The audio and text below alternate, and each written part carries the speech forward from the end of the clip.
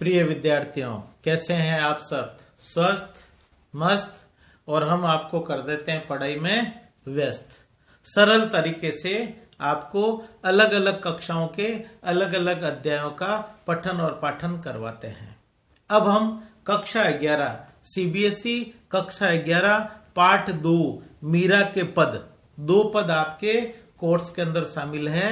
उन दोनों पदों की हम चर्चा करेंगे। पहला पद का सार इस रूप में है। मीरा कहती है कि उसके जीवन में कृष्ण ही उसके सर्वस्व है। उनके जीवन का जो आधार है वो भगवान श्री कृष्ण ही है। उसने लोक लाज छोड़ करके, कुल की मर्यादा के बंधन को तोड़ करके, संतों के बीच में बैठ करके कृष्ण के गीत गाती है। कृष्ण को अपने जीवन का मूल आधार बना लिया है। उसने अपने आंसुओं से सींच सींच करके कृष्ण प्रेम की जो बेल है उसको उसने बढ़ा लिया है। उसे कृष्ण का प्रेम ही मक्खन जैसा लगता है और शेष सांसारिकता है वो छाछ के समान निसार लगती है। वह भक्तों को देख करके, मीरा कृष्ण भक्तों को देख करके प्रसन्न होती है और संसार में, जगत में सांसारिकता को देख करके उसका मन रोने को होता है, बड़ा दुखी होता है। तो पहला पद इस रूप में है।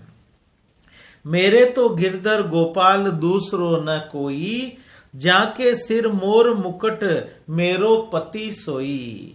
छाड़ी दई कुल की कानी कहाँ करिए कोई, संतन ढिग बैठी बैठी। ढिग का मतलब होता है समूह, संतन का मतलब संतों का समूह, बैठी बैठी लोक लाज खोई।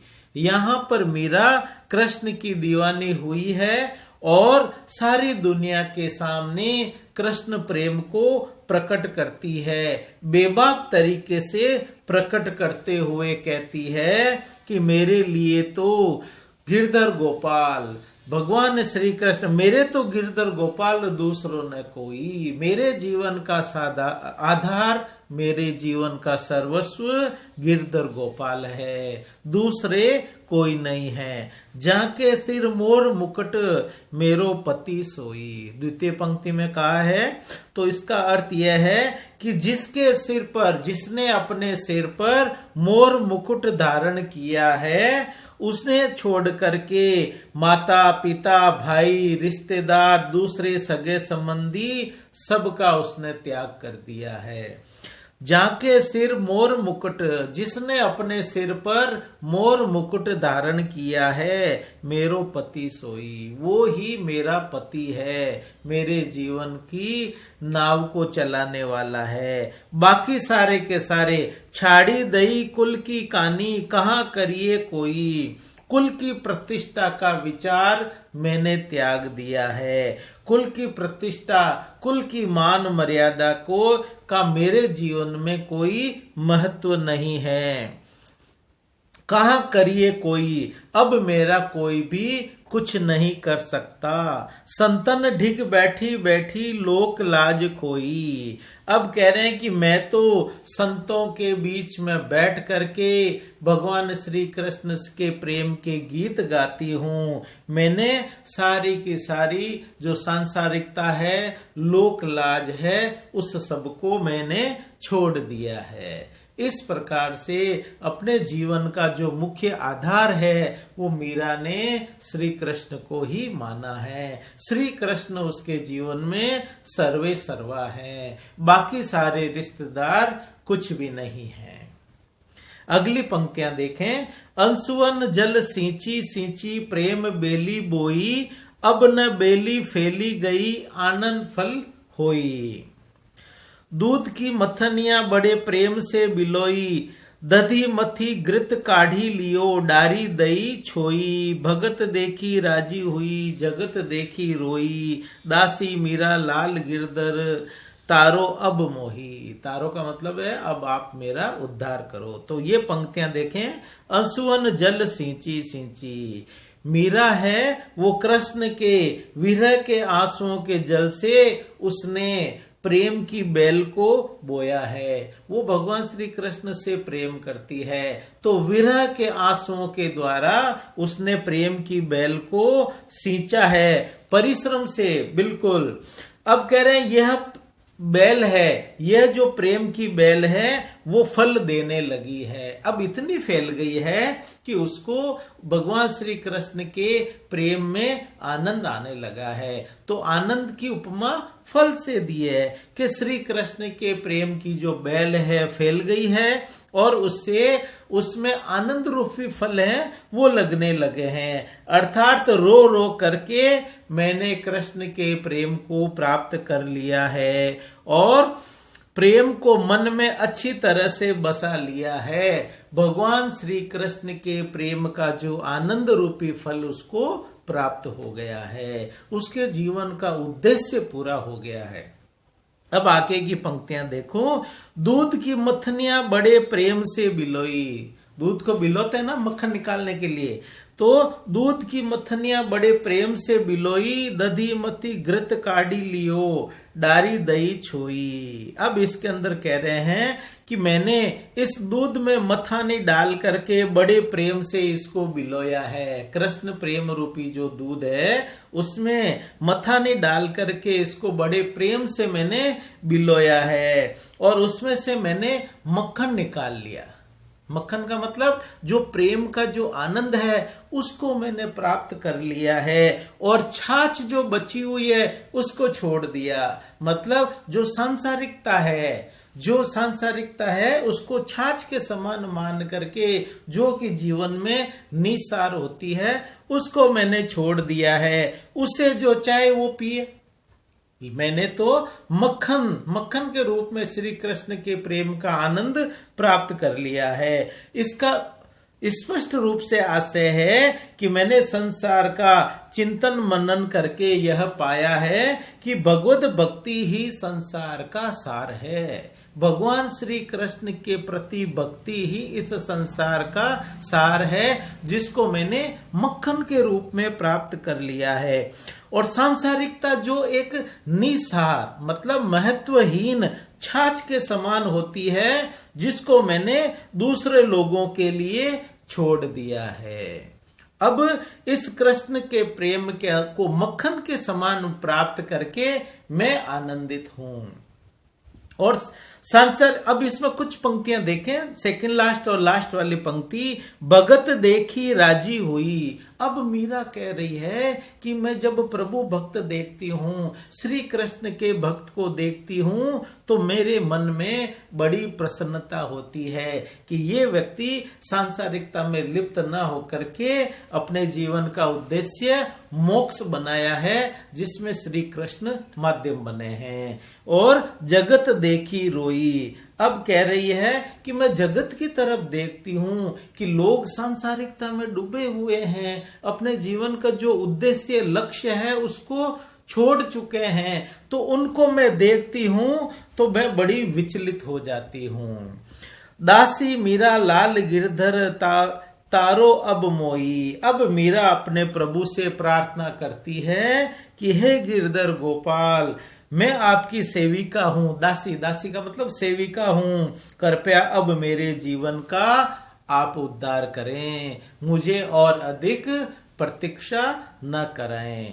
इस प्रकार से ये पहला जो आपका काव्यांश है, इसमें मीरा ने श्री कृष्ण को सर्वे सर्वा माना है और जो विरह की बेल है, कृष्ण के विरह की बेल को आंसुओं से सींच करके कृष्ण प्रेम के आनंद को भी उसने प्राप्त कर लिया है और कृष्ण प्रेम रूपी मक्खन को प्राप्त करके वह ईश्वर से प्रार्थना करती है कि मेरे जीवन का उद्धार करो।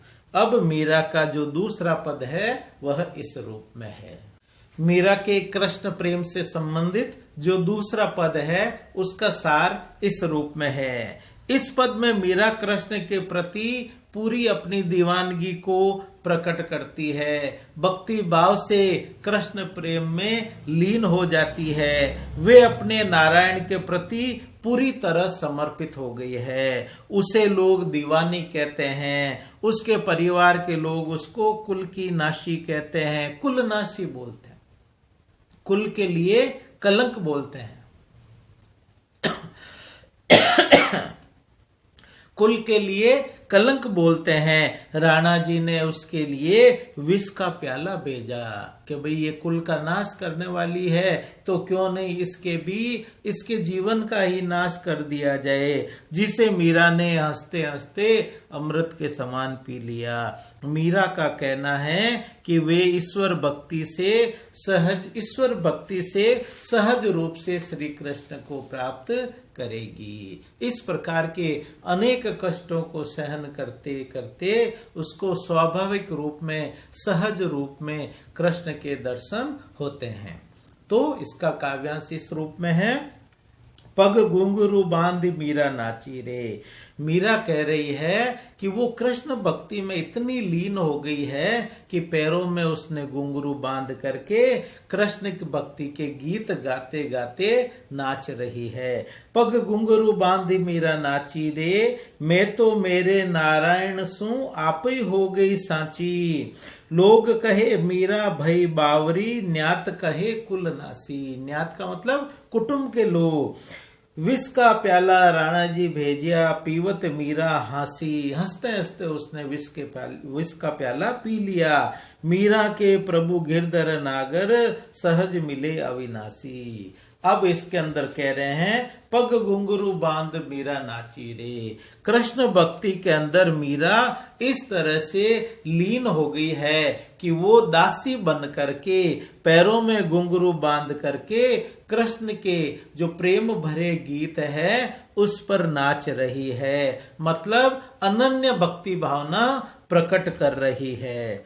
अब सारी दुनिया इस प्रेम के खुले दृश्य को देख ले। अब तो वो एकदम खुले रूप में अपने प्रेम को प्रकट कर रही है और सुन ले।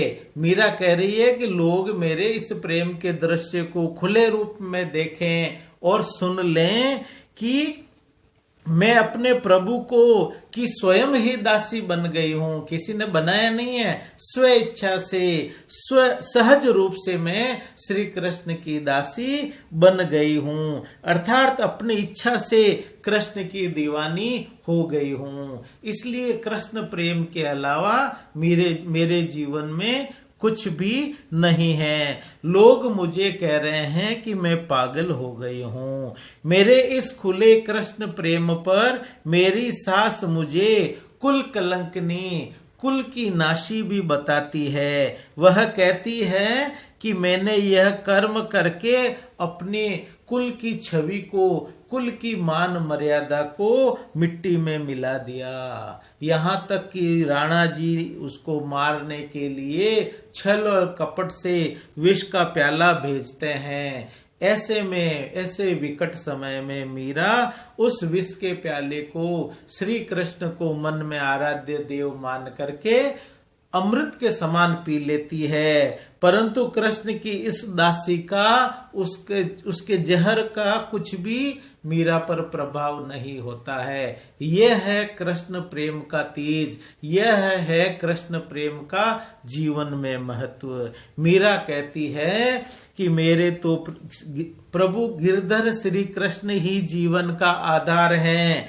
मुझे सहज ही उस अविनाशी प्रभु के दर्शन सुलभ हुए हैं। मैंने तो केवल जीवन में उनके प्रति भक्ति को ही गाया है, भक्ति को ही आधार माना है और सहज रूप से श्री कृष्ण के दर्शन मुझे हुए हैं। इस प्रकार आपने देखा होगा ये दोनों पद हैं मीरा के, जो कि श्री कृष्ण के प्रति, एक उनके आराध्य देव के प्रति एक प्रेम की पराकाष्ठा को प्रदर्शित करते हैं। हम सच्चे मन से जिस चीज को याद करते हैं, जिस चीज को प्राप्त करना चाहते हैं, उसे हम सहज रूप से कर सकते हैं। बस मन के अंदर एक दृढ़ इच्छा शक्ति होती है। ये दृढ़ इच्छा शक्ति इतनी थी कि उसने मन में श्री कृष्ण को याद करके उस विष को भी धारण कर लें। इसलिए आप लोग भी चाहते हैं कि हम परीक्षा में अच्छे नंबर लाएं,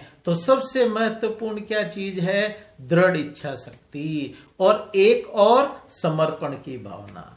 पढ़ाई के प्रति आप लोग पूरे समर्पित होकर के पढ़ें। ऐसा मन में नहीं सोचें कि ये मैं कर सकता हूं या मैं नहीं कर सकता हूं। पहले से आप दिमाग के अंदर इस चीज को नहीं बिठाएं। दृढ़ इच्छा शक्ति और समर्पण की भावना के द्वारा आप परीक्षा में अच्छे नंबर ला सकते हैं।